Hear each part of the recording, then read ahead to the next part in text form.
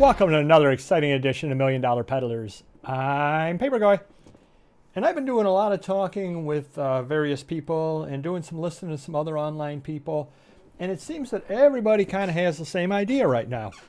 And I'm going to share that idea with you because you can make a lot of money by not doing what they're doing, but going the opposite way. I've made a career on eBay out of finding niches. And we've done a video about that recently. Let everybody else walk by the junk and you find the treasure in that junk and sell it. Well, a lot of people, for very sane reasons, are going in one direction. Have the guts to swim against the flow and you can make a lot of money. You've got a lot of free listings available. Say 50,000 listings, and everybody wants to take advantage of those, and can't blame them. It's free listings. You can list mediocre things and wait for them to sell, and the only cost to you is your time and your space.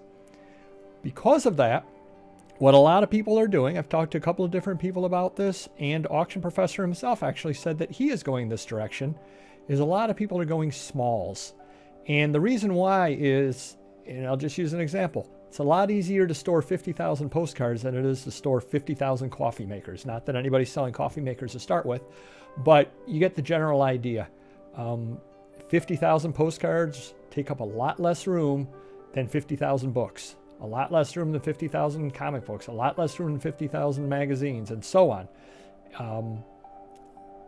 Which means that a lot of people are chasing the same product. Now, a lot of us do have the same items back in our inventory to list, such as postcards and all that sort of things.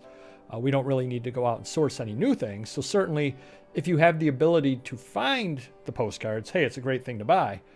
But you're also going to be running into heightened competition in those areas. So what I might suggest to you is that you start to look at some larger items. Auction Professor, on one of his recent live videos, was talking about how he's going to be wholesaling out a lot of LP records because they take up too much space. Yes, 45s take up a fraction of the space. The other reason he gave for that is because he gave 4 pictures on each LP, which takes up more time doing all those pictures and all that sort of thing. And he's absolutely right on that. But if people are beginning to run away from some of the larger items, and something as large as an LP record isn't actually that difficult to store, that might be where you want to move into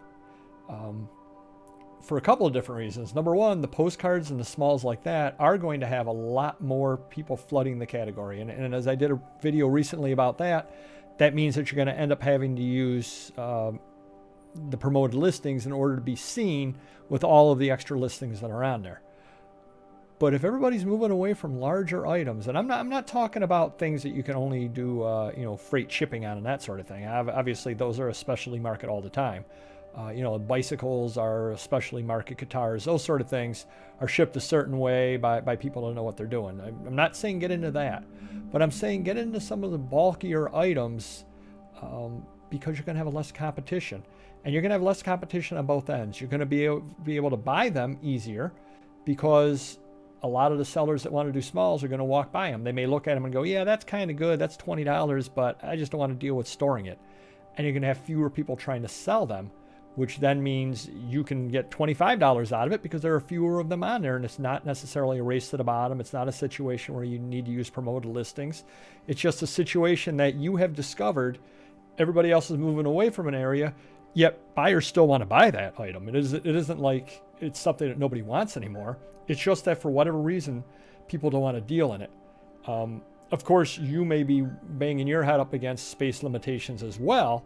So certainly before you undertake buying a lot of any item that takes up a lot of room, make sure you have space available. But if you've got a nice secure barn or a nice large basement that you could fill up with things, or an attic or anything at all like that you can fill up with things, certainly I would begin to be looking at some of the larger items.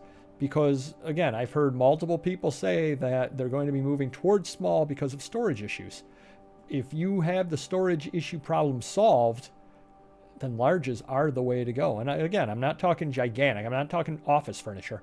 I'm talking about items that are larger than postcards, larger than sports cards. Larger items, people are shunning at this point just because of space limitations. So you can buy them cheaper and have a lot less competition, which means there's more treasures out there for you to find. When you do sell them, you've got less competition and people still want them, so you'll be able to sell them. And as long as you've got some level of space, move into there. Why not? When everybody else is running away from a category, that is the perfect time to move into the category if you can buy it right. So good luck to you.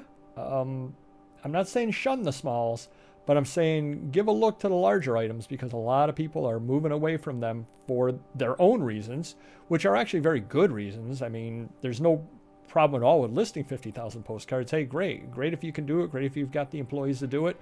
Wonderful. It's going to make you money. But you'll be leaving money on the table on larger items that you're walking by. And that's where you, humble viewer, will be able to go and make your money. So start looking at some of the larger items. You're going to be surprised, and as long as you have the room, you can make some good money. Till next video.